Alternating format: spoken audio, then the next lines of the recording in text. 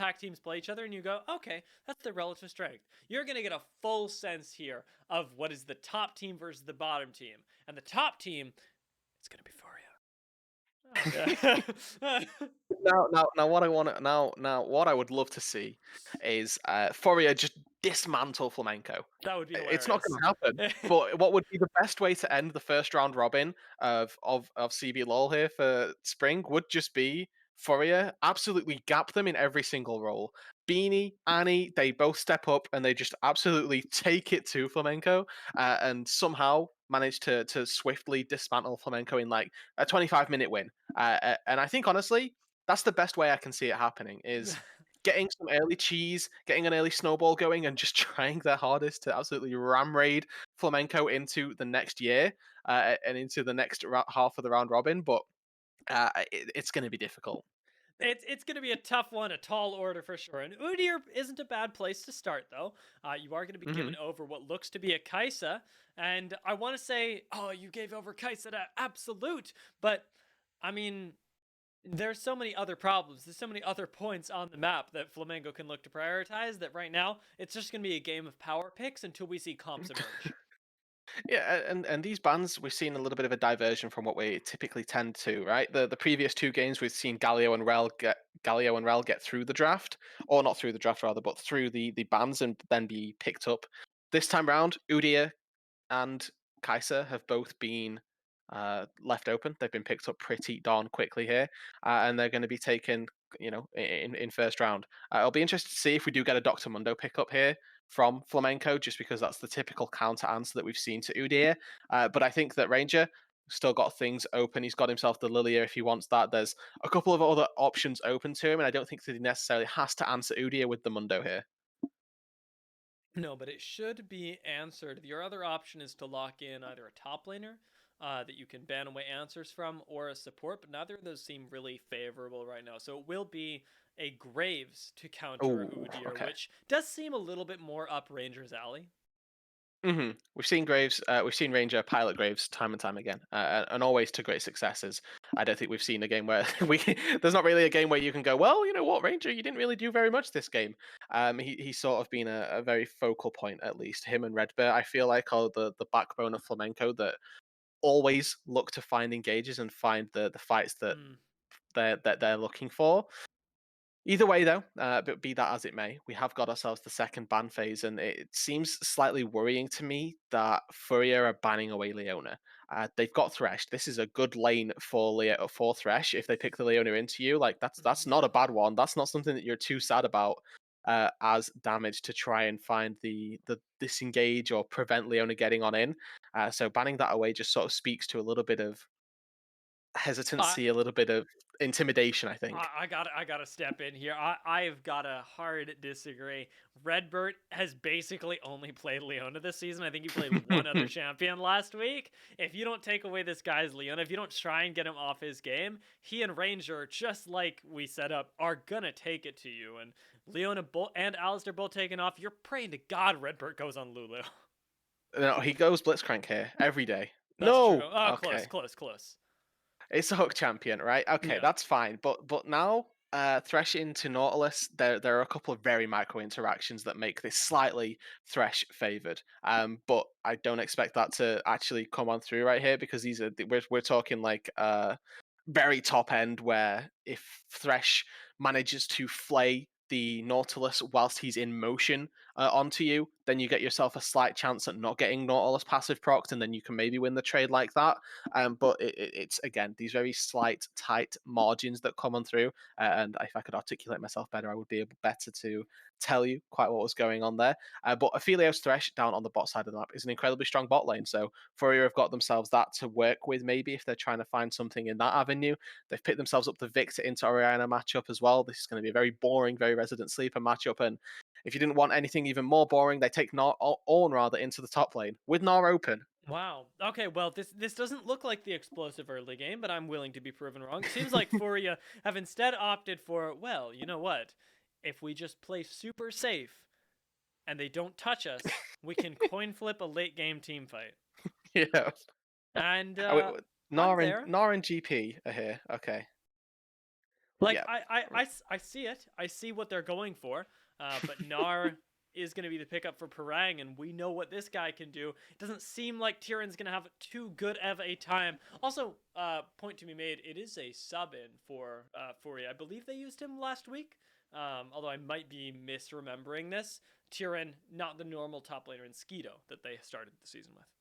No, and I think that this substitution, even if it doesn't pan out, is something that they could be looking to extend through a couple of weeks right here. Skeeto for me was the easiest point to exploit for Fourier. I was saying it from week number one when we Mm-hmm. saw him playing, and I think that it's about time that Tyron got a chance to shine. That they put somebody else in the roster and gave an opportunity to maybe start finding some win conditions elsewhere. Now when you pick up Orn, that's not your win condition, ladies and gentlemen. Your win condition is the big team fight, and they've got themselves Victor, they've got themselves Aphelios. It's everything is looking good and setting it up for a team fight situation. But what then you've then got to look at, how do you get there?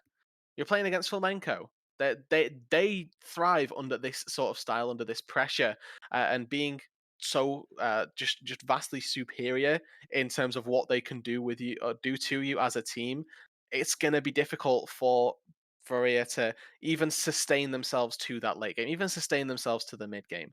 They've got really decent lane matchups for Flamenco. They've got Nautilus, who should be pretty confident, and Kaiser as well. They should be fairly they're well synergized together down on that bot side. Gnar into Ornn on the top side is very Gnar favored. And Victor into Oriana, yes, it's a bit of a farm matchup, but it's typically easier in the early game for Oriana to try and establish push, establish priority.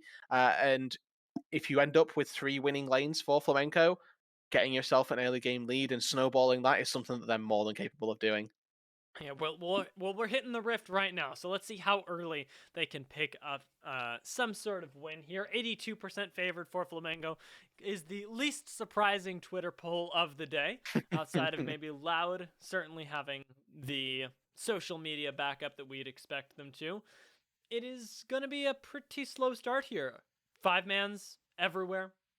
Nobody wants to step in the Everywhere. lane. Yeah, what do you want? I guess follow kind of gets shoved out, and I am gonna make a bet with you. I think this is outside of Deep Wards the last time that Flamengo are gonna see follow until third dragon. I don't think he Third dragon. I don't think he even leaves the jungle.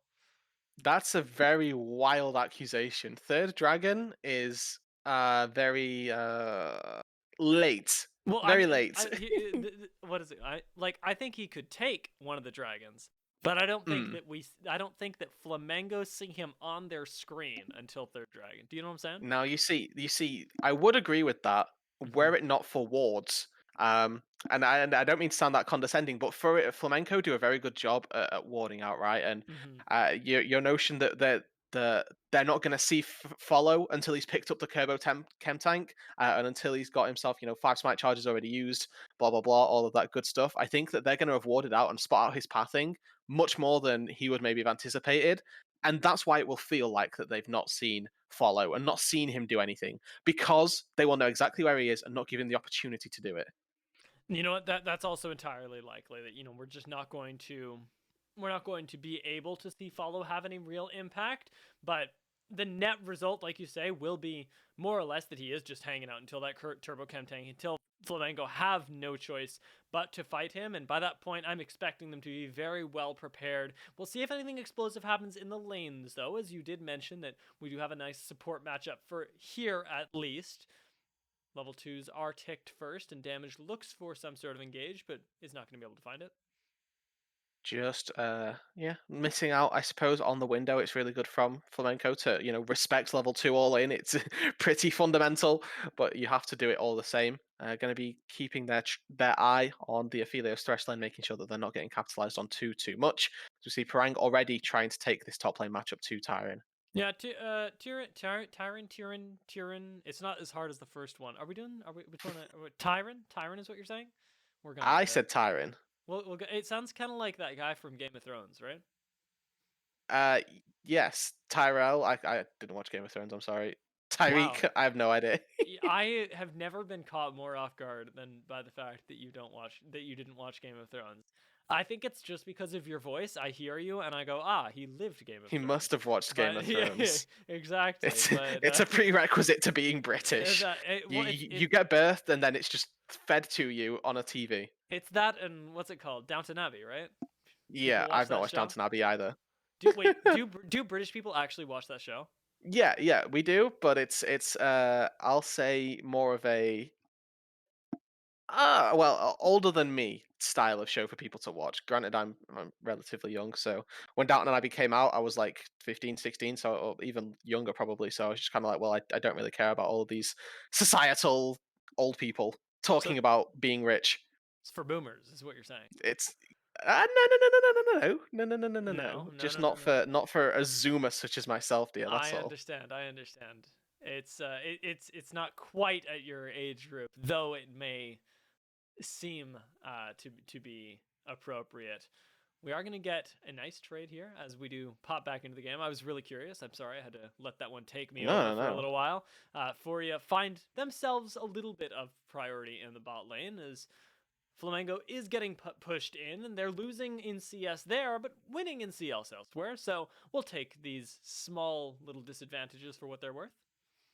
Yeah, the incremental gains, I suppose, for either squad definitely keeping will be something to keep track of. Furia at least trying to sustain themselves and keeping an advantage at least in terms of they've got the decent bot lane matchup. Especially when Nautilus misses a hook, you just know that that's your opportunity to go in. You just have to take it as best as you can, and they do exactly that. Fortunately, as well, Follow is going to be able to pick up this Drake. The timing on the recalls it slightly is better for Flamenco in terms of the 2v2 isolated lane, but overall, they lose the Drake. They're going to lose themselves that first dragon, and they're not going to be able to pick up an incredibly early soul right here. And so far, Follow has been navigating between vision and not yet being spotted. Should he path down here, might get spotted out on that ward right there, and maybe the jig has been up, and unfortunately, the double ruby crystals will be given over the information relayed. And unfortunately, dear, you might have lost your bet. Oh, imagine if he had didn't filter a Drake. Actually, that would have been the most impressive. Right now, damage also spotted on that very same ward, though, tells us that they have absolutely no idea that this is happening. But damage doesn't know that Redbird's ready for him either. We do get a flay. The Oh, flash hook gets him right as the aftershock expires, so damage actually has to flash and heal through the exhaust, or sorry, rather through the ignite that just barely keeps him alive. And unfortunately, we're not going to see any response from Follow either, as Ranger was here to back up his bot lane. yep. So definitely gonna have spotted out that Udiot right now, and gonna be moving in toward the mid lane right now. Ranger takes himself surely that control ward. Thank you very much. Picks up that. Gonna be moving on, continuing to farm the Udiot as we would expect. A couple of camps ahead of the Graves right here. Incredibly fast at clearing a tremendous power farmer right now, and filling that role pretty much to a T right here. Not expecting him to get too much going underway to begin with. Already picked up a dragon for the squad, and keeping himself ahead in CS is something that is a pretty difficult task when you spend so much time taking out a dragon. It's not an easy objective to be picking up for yourself. So keeping yourself ahead in that regard always going to be fairly impressive. But we're still just waiting for action to ensue, and Redbird might be just giving it us now. Yeah, we do get a really nice lantern there to buy some space, but damage I think does go down here. The stacks are almost enough. The collateral damage picks up first blood, and it seems like Beanie is safe here, but very nicely, not only knowing their limits, but that of their team, Flamengo do manage to pick up an initial 400 gold. Yeah, and of course, with damage having no flash, it's just free pickings for Flamenco down on the bot side of the map. They know that they can maybe go for Philios, but hey, this guy's got no flash. Let's just focus on him, and absolutely even flashing in on top of that. Knew that he didn't have to commit. Collateral damage comes on in, just wipes Thresh off the face of the earth, and they think about going for the dive, but recognizing that the wave would be too far away. Tuts is going to miss a load of CS in that mid lane if he goes for it. Means that they don't opt into it. Though it's good to see on the cross map, Follow making himself useful, taking away that red buff, getting Granger a little bit saddened that he's not going to have that one, and now damage is here as well. They could look for a 2v2. Ooh, yeah, just maybe, but it is going to be turning into 3v3 very quickly, and the shockwave does force out double flash, as Follow is not going to be in any position to flash bear slap anyone for the time being. Instead, decides that it's best to turn his attention onto the Rift Herald, and Flamengo are ready to contest this as well, you can only imagine. They've got their members up here. ADC's roaming up from river, but for the time being, it's going to be a 4v4. No shockwave going to be an important cooldown. And here comes Ornhorn. Okay, Ornhorn does knock up 2 damage, does find the hook there, and he might actually be able to get this one with the Chaos Storm over the wall. Doesn't quite finish off Tuts, but Ranger's quite low, and Parang instead is contesting for the Rift Herald. Doesn't get the last auto on it, and Follow picks that one up. Not easy, but let's call it that. Yeah, and overall, right, they send all their members up there. They get themselves the Herald. Beanie rightly taking a good path. Something that you can very easily be caught out on is going to be this Nautilus roaming through your jungle. I like to see that he's taken the very safe way back to bot lane, and it might cost him a couple of minions, but what it won't cost him is his life just yet. What he needs to be careful of is that he doesn't just face check into Redbert even more so, and you can see a lot of respect being paid, and so far at least, Beanie keeping himself alive. Down a little bit of CS, going to try and make up for that by stealing away his own junglers, Golems, but at the end of the day, you kind of have to give that one over when he's being denied so many minions under the turret. I'm wondering if we try and dive here just because the XP denial would be so massive, but Beanie's going to be able to walk in here with the backup of damage and take all those out, which will make him quite happy, and as he's able to keep even in CS. We do have Serrated Dirk to Noon Quiver, and not an item breakpoint for Aphelios by any means, but we're looking at him to just not die, to stay even, and honestly, that's a win condition for Furia. Of course, they have two win conditions, right? Their composition is team fight. They've got Ornn, they've got Udyr that are going to be running around big front line. They've got Thresh for a little bit of utility, and then they've got Victor, Aphelios to do the damage. Now they're looking to try and use that, but Udyr gets knocked up. It's a cute double Death knockup. charge. It's cute, but it doesn't result in anything. Absolute uses his supercharge to make his way over, but ultimately going to be unrewarded by the notion of trying to take a fight right here. We do, of course, have Dragon spawning, and Follow sticks a ward over. Going to spot out the fact that Ranger starts this one up, but Redbert still just holding a little bit of an anchor point. Absolute has the killer instinct to involve himself at any time, which is really, really nice for an AD carry in the spot where he wants to be able to continue farming these waves while Dragon is started up. Provides a lot of pressure to Flamengo, basically for free right now, and Ranger gets to walk in, clear out that ward, and Fury have got to face check. And well, they're just going to get to do it here. They've got Follow, Mhm. which is such an incredible tool for face checking, because even if he gets CC'd, he just runs away. He just bear turtles his way out, and he's absolutely fine. Now Redbert trying to Oh! face check himself, going to The struggle. hook does go wide. Aftershock comes in though, and Ranger's looking for the last Yep. couple damage points, does find them, and now actually gets cleaned up, unfortunately, by Beanie. But No. Absolute goes in, thinking that he can take this fight as Tuts is on the backup, might be able to find a kill here. Teleport is used as peel for Furia right now, and I don't think Tuts and Parang can walk through this. Furia, I think, walk away with 2 free kills right now. Oh, I'm so confused. Shockwave comes on in, but this is going to be Follow maybe falling. And he still has It ult. should be. Okay. Parang does manage to pick up that kill. You get a kill in answer, and Dragon still hasn't fallen, with Follow just dying. Now, this might be Drake going over to Flamingo. Yeah, Tyrion still has ultimate, which is, or Tyrion still has TP, still has ult. If Ornn wants to make something happen, then he can. Just seemingly refusing to join the party right now in the bot side of the map. It's a very scrappy skirmish that goes on, and now Redbert, he's 4 levels down on this Victor. We talked about the gold lead in different matchups. That's 2,000 gold worth of stats that you're missing out on in just the sheer 1v1. But, of course, here comes the Ornhorn, absolute in Oh, the danger. absolute good flash, dude. If he dies there, that's it. That's Dragon gone. That's everything gone. And it might still be Drake that is missing for Furia. No killer instinct, no flash means basically no AD carry right now. And Flamengo are not in a position to contest. Parang just got his teleport up and has made his way to the top side. And there it is, invested there. Does show up with the kill with the Oh! Gnar and wallops 3 people into the wall. But once again, it is damage being picked on right now. Gets taken out first, and now Annie gets followed up on. The hook comes in, and there's no escaping that. Flamengo find themselves 2 picks off of a teleport. Now they should get the dragon, but I've been saying that for about 3 minutes.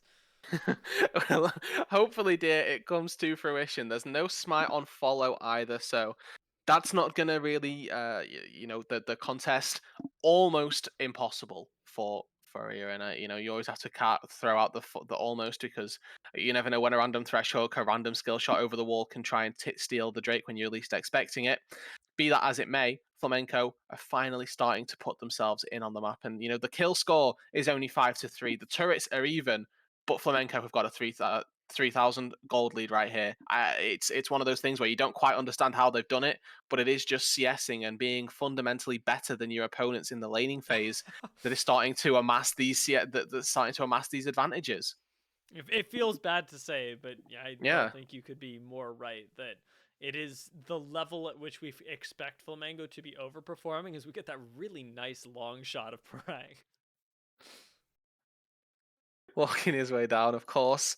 And now Furia, they're still the ones trying to take fights and trying to, have the initiative in making things happen. But it's just so difficult for them. Aphelios, he's 2-0-1, but he's not got a mythic. He's not particularly strong this game so far.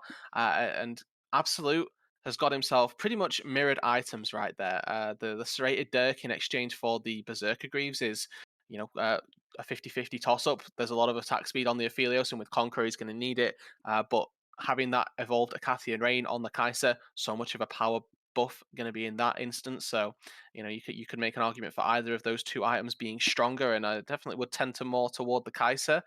Either way, though, before those mythics come on through, there's absolutely no chance that Furia want to be fighting. And Flamenco, you can see that they're trying to play to that themselves. They've Mm-hmm. got Gale Force, they've got Stride Breaker, and now they're going to be looking toward the Herald. Touches ready over the wall as well with the ultimate. The Shockwave is available, should boost himself back to get with the team as this Rift Herald is being contested right now. Follow, I think, might be able to clean this up, and he does. The root comes in, though, and Tyrion goes down. Now Gnar in the front line. Parang does not have the health bar just yet as a huge Moonlight Vigil almost explodes Flamengo. Flash Bear Slap is the death sentence from Follow, as unfortunately overestimates himself, gives over another kill, but trades it for Rift Herald, so we got something.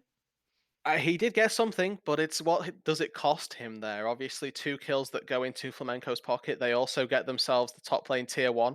Looks like it should be answered in the mid lane, though, which is going to always be a bit of a better benefit here for Furrier. Of Mm-hmm. course, they don't get themselves first turret gold, but, breaking mid tier 1 over top tier 1, I would say is beneficial for Furrier. They've still got Herald as well to maybe try and break open some other turrets if they get the opportunity to.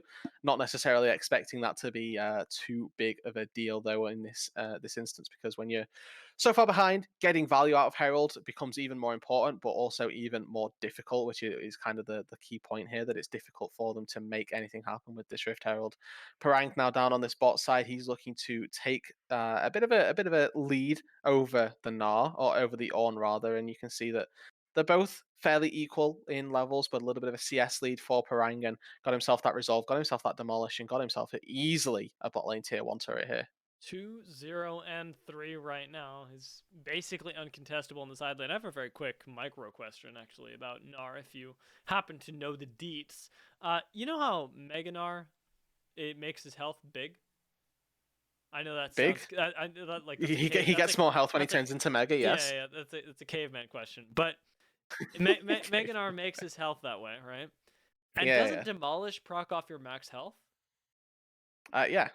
So if you proc demolish while you're mega, it does more damage. hmm That's cool. Correct. That's actually a really That's cool little micro interaction. I mean, Parang just benefited off it in the bot lane, which mm. is why I was curious. He just kind of nailed that right now. Might be taking down a few other people as well, as we do Ooh. see a little bit of a stall right here, but Parang should Ooh. go mega shortly. Does that max health, though, not Ooh. really helping him when he's alone in the middle of 3 members and unfortunately Hmm. oversteps just a little bit. Yeah, you curious? Oh, Oh limit testing. no. This is for you. This is the beginning of the comeback. I'm telling you right now. Absolute goes in to try and clean up, but you've already lost 2 members. And Flamengo, Redbird's not too happy either. For you, walk away with 2 picks and get themselves even closer in the gold department. Now down only 2K, and they have the inside track to the not only tower, but the very soon to spawn dragon. They could have heralded right there. I think they could have got that tier 2 turret. That's just me. Question marks for Flamenco right there. A little bit of a lackluster decision to try and go for that play when you're so far afield from the rest of your squad. Either way, it is going to be a couple of kills picked up, nothing else to come through, unfortunately, and the timing on it is just not good enough. to make this dragon completely furious. They do, of course, have inside track. They do have the advantage of having set up all the vision, and they should be looking to take this one for themselves. They also still have a lot of crucial ultimates. Moonlight Vigil, Chaos Storm is going to be back up, and the box is there as well for Thresh. Missing the Ornhorn, but it looks like Flamenco aren't too phased by it, and they're going to give it up themselves. Okay, and you know what? You're giving up just the single Cloud Drake, and you're gonna feel okay about that right now. It's not something like an ocean that will stack into you. Tyrion, maybe not feeling nearly as good, is going to be side laned by Parang at the moment, and I guess it'll only continue for now. Flamengo maybe showing a little bit of overconfidence there, do earn themselves a little bit less of a gold lead, but it's by no means a turning point. No, it's still a 2,500, 3,000 gold deficit for Fourier, and Flamenco are still in a fairly decent position in their own right. You can see that the thing I was talking about with Herald comes to fruition right here. They're trying to look for a good place to use it, and they just can't. I think if they'd have put it down mid lane, they might have got themselves. Even if not, they got even if they just got the charge off, it's going to help them so much if they're ever trying to break that turret open for themselves. I'm impressed here by Furia. The fact that they've not just lost the game already, and that there's still an opportunity for them to maybe break this game wide open and maybe come back in this one. I feel like that there's obviously still that opportunity, and 20 minutes into some games of flamenco, you can easily say that that has not been the case for a couple of teams. So Mm-hmm. the way they've been able to weather the storm and keep themselves relevant in this game has been something that I'm slightly impressed by. They've still got a fairly decent win condition in Beanie, but it's obviously coming back to, well, is Beanie going to be living up to that mantle? Is he who you want all your gold on, or is it just a ticking time bomb before Furia are just outclassed? It feels like, watching the game, having seen all the Flamengo with nameplates on, that it is a ticking time bomb. But right now, it's not actually looking like that. It's looking Mm. like Furia are stepping to the beat of Flamengo and being able to meet them at these crucial steps right now. And as we crest the 20-minute mark, if they're able to meet them a few more times, it could net them a Baron, and it could net them a broken base, several more turrets, a gold lead that they need. Flamengo are playing not on a knife's edge right now, but they're giving Furia, I think, a little bit more room than we'd expect. And it's a little bit of a disturbing trend that we've seen crop up now that we get to see them go up against Renga now Furia. It feels like these teams that should have no contest to Flamengo are getting away with a little bit too much sometimes. Yeah, that's probably the best way I could think to put it. That this is a team that we're expecting flamenco to just run over and to just find these advantages and find the position to take your way forward. But the thing that we have to remember, of course, is that if you're winning games, then it doesn't matter how you get there. It's that tick in the box that matters the most, and it's that Mm-hmm. 9-0, 8-0, whatever record it may be, that matters the most at the end of the day. And it always feels weird when you're coming up into such a rough matchup for Furia that this is maybe even better than they might have expected it to go. That obviously coming into a game, you never want to be like, well, we're just going to lose. There's no way of us Yeah. winning this game, because you that's just the wrong mindset to be having. But there's going to be, obviously, these guys are not delusional. There's going to be some certain expectations that being the bottom place team up against the top place team, Oh, you might struggle a little bit. Parang, just FF, my dude. It's over. yeah. You But no, can't be it's having gonna be that. it's gonna be pretty awkward. At the moment, we'll see if Tyrion is able to hang out in the side lane without any too much trouble. Follow quite fast. I've actually kind of been a little bit saddened by the state of the side lane right now. I guess with Ornn being picked up, it's only what I could expect, but there's not actually been a huge exploit, which is surprising given that it's Parang into an Ornn with a Gnar. It's a matchup that you'd expect to be very, very one-sided, very, very frequently, but instead has been going relatively even. Follow is so fast. Oh my Oh, good lord, dodge. that was it. He knows that that was it. The W doesn't kill him, but what it does is opens up Absolute to get on top of him Yeah. with Killer Instinct. So it's a make or break, and that death could have meant Baron. Right, we're at Hmm. 23 minutes into the game. You kill the jungler off.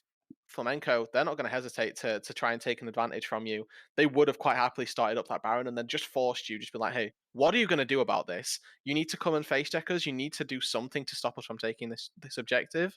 And follow living there is the difference between them having to make that decision and them just being able to get away scot free. It is. It is. It does burn the flash off of follow though, which makes me a little bit nervous for the chances of still being able to take that team fight. But it doesn't seem like Are Fury you are going to do the nervous at Baron? all. There's no way they actually do this. Blue They trinket have is red white. popped. I guess so. They're just starting this one up, and Flamengo are going to need to face check this. Absolute does get a little bit of vision off of the Void Seeker. Tuts doesn't get hooked right here, and there's a lot of AoE damage that can come in from Flamengo. They've got to be very, very careful. Rangers waiting over the wall. Tyrion finds the single knock, but the Baron is in kill range, and he does go over to Furia, but now the team fight has begun. Redbird's in the front line, and he gets Beanie's burned free through. hitting. Tyrion, very, very much alive right now, still gets out with the Lantern, and Pereng's trying to chase them down, but this might just be a free Baron that was just given over to Furia, and Flamengo cannot find anything to answer back. Stridebreaker invested. Hook finds him, and Pereng is just not going to get anything. Flamengo lose a pick, they lose the Baron, and Furia get away with, well, maybe not murder, but animal Daylight robbery, warmicide? dear. That's what Yeah, that is. that's what that is. There we go. They just take the Baron away. Follow needs to be careful not to overextend. His team still aren't quite out on the map here, but with that, with those resources at their back, they're going to try and maybe look toward this Cloud Dragon. It looks like maybe just giving it up and using the Baron to make a push is going to be the name of the game right here. Tuts as well, just as a bit of a distraction, I suppose. But that is so big. This game is going to go on for a long time. Be it that Furry are able to close the gap and come out ahead, this denies a Baron away from Flamenco for the next 6 minutes or so. So this puts Furrier in a really good spot. And now we're going to have to wait and see. Can they use this Baron at all? Because they're side laning, not the best, right? Victor into Orianna. Maybe the Victor has the advantage there, but Gnar definitely going to have a nice time trying to fight up against this Ornn. Well, we'll have to wait and see. Looks like Furia, they know their win condition. It's this 5v5, and if they keep playing to it, then they can maybe even dive these turrets. It might seem a little bit over-ambitious, a little bit overzealous, but they have got Ornn, they've got this big tank, and they've got Udyr as well, going to be doing pretty much the exact same job. If they're able to keep Beanie safe, he's got 2 items, he's looking pretty comfortable. There's always this world where Furia just take a team fight and are able to try and end the game right here.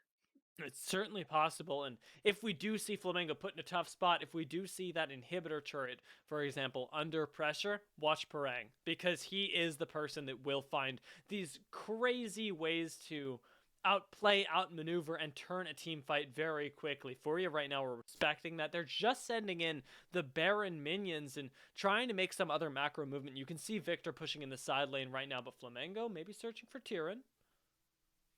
And this is where we're starting to see the sort of reason that Furrier may be lower down in our standings, right? They've had Baron for 2 minutes now, and they've not really made anything happen. Finally, we're going to see them maybe break open bot lane tier 1, but they're losing mid tier 1 when they have Baron. This is fundamentally not what should be happening to you. You should be the ones taking turrets in the mid lane. You should be the ones finding your advantages, finding your gold back as best that you can.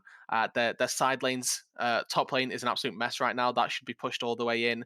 You could quite easily just set yourself up a nice 1-3-1 here and play a little bit safe. You don't necessarily have to be trying to charge in and find these random engages that they've also just not been able to find. But it's pretty not dire for Furia because they obviously got the Baron, but it's just lackluster to see what they've been able to achieve. Yeah, and I mean, they still find themselves at a gold disadvantage 26 minutes into the game. We're still down 1k, and it's not the end of the world, but the fact that Flamengo have been able to weather the storm so much is big, and right now they're looking for an engage. Tyrion is the forced front line from this, and no real answer going to be able to come back. Graviton, though, does lock them up for the double knockup. Follow takes a big chunk of damage on the way out, but the knockup is used from Redbird to secure the kill there, and Pereng is on the flank, actually going toe-to-toe with Follow right now. Follow knows that he needs to get out as Pereng goes mega. Can't find him with the boulder toss on the end there, but Flamengo, once again, have inside track here, and they might just crack a tier 2 without the Baron. Yeah, and they could probably do even more here if they're looking to it. Again, the side lane's not in their favor. I mean, they can't rotate elsewhere, but it's a good fight for Flamenco, and it looked so strong to start off with. They got themselves a nice double knock-up with the Ornn Horn, and unfortunately, damage with that hook was just a little bit too late to follow up the CC. onto Oriana, who Tut quite wisely burns the flash, gets out to safety, and is able to, keep himself alive. But Flamenco getting themselves the quick kill, they get themselves the turret here, and it's almost like that Baron never happened. It's like we've just wasted 5 minutes of the game right here because we're right back to where we were before Furrier stole away that Baron. Flamenco still up in gold, but not really doing anything with it. Furrier standing, keeping pace, but still nothing particularly going on. It's literally just another 3k gold gap, almost 4k now that has opened up just based on since the Baron expired, what Flamengo have been able to do. I am not sure what they're going to get for this because Perang should go down right now. Is going to try and escape, but it's a matter of who gets the kill. What did Flamengo get for this though? That's I guess I'll ask that one more time. Yeah, and the answer could quite easily be nothing here. Top lane, not particularly in a good spot to try and make anything happen. Baron and Drake not on the map right now. There's a chance that they get this top tier 2, but it's not looking likely. You can see Furrier rushing to their defenses to try and make that one not a realistic possibility here. Yes, Graves does chew through turrets quite easily, but he's not going to get the opportunity to do so. And now there's a numbers mismatch. Tyrion has teleport as well, so if they want to make this fight happen on the top side, they have every utility and every tool to do so. With Baron spawning here in 30 seconds, we're just going to go right on back to into management of who's going where. And with double TP available, I'd love to see Tyrion stay down on the bot side and just Mm-hmm. continue to wail there and force either a fight from Parang in the bot side of the map or just take a 4v4 on the top side there. It looks like we're not going to get that. Looks like they want Tyrion to be in position, but he might be just caught out somehow. Yeah, Redbird has managed to find the flank of the century there, but there's not quite the damage to back it up as they try and shoot through Redbird on the side of Furia. Instead, they do trade over Tyron, the initial target, and nothing goes over to Furia at the moment. Redbird still alive, only half of his health bar missing, and the dragon is up. Ranger not even on the map is just going to go ahead and start this one up while everybody else plays around the mid Oh. lane. Absolute maybe goes aggressive, spots out follow though and thinks better of it, and Furia will back off for the moment, giving over at least one dragon right now and a little bit of Baron priority if Flamengo want it. Yeah, and Dragon, obviously the much less committal objective Mm-hmm. to be going for here. I feel like when you've got yourself a 4v5 this late into the game, you should be looking to take a bigger objective. That Baron would have been lovely for them. It's pretty rare that they're going to find themselves an opportunity where they have 40 seconds on the lead tank, the lead engage source for Furrier, not on the board. But Flamenco, again, just playing it slow, playing it calm, collected, and Furrier, they might just go for Baron take two. Here we see Flamengo taking it slow, playing calm and collected, and Furia on the other side of this are running in for TP. a Baron that they just randomly decided to begin. And honestly, I mean, it caught Flamengo off guard once. Why not one more time? And this time, it obviously doesn't catch them off guard. And Furrier know that this is a much more high risk Baron. If they lose this Baron and lose this fight, the game likely going to be over 31 minutes into the game. And with, levels broaching 16 across the board for Flamenco and for Furrier themselves. Those are big death timers. Mm-hmm. Those are things that you don't want to be giving over so early on. And granted, if they're able to pick themselves up that same free Baron and free kill, then yeah, they're going to be in a great spot. But it's not as easy. You're down now a 5,000 gold lead. The team fighting aspects of Flamenco are looking a little bit stronger. Kaiser is on 3.5 items right here. Oriana has 3 of her own. Graves 3. Orn or Nar as well, trying to build his way up toward that third item, likely to be that dead man's plate. Maybe something a little bit different here with the Negatron cloak in the inventory. Be as it may, it's going to be a little bit of a stall, a little bit of a stagnant time in the game once again, as both of these squads going to be looking toward the Baron as the lead objective. But 3 minutes on the Cloud Soul for Flamenco. We'll have to wait and see if they end up opting into that one before anything else, because honestly, Oh Cloud Soul, it no. doesn't really do anything for Flamenco either.